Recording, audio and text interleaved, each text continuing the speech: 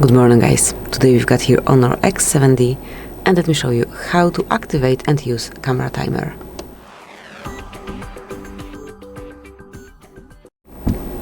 So first of all, open your camera app. Now mark settings icon and here locate timer. And now apply to 5 or 10 seconds delay, whatever you need, whatever you prefer, then go back. Here you've got the timer icon, so you can be aware that it is active. You can check it before grabbing a photo, and now just click on camera shutter.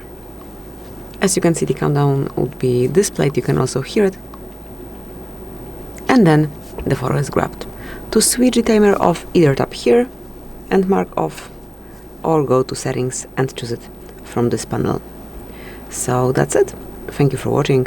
Please subscribe our channel and leave the thumbs up.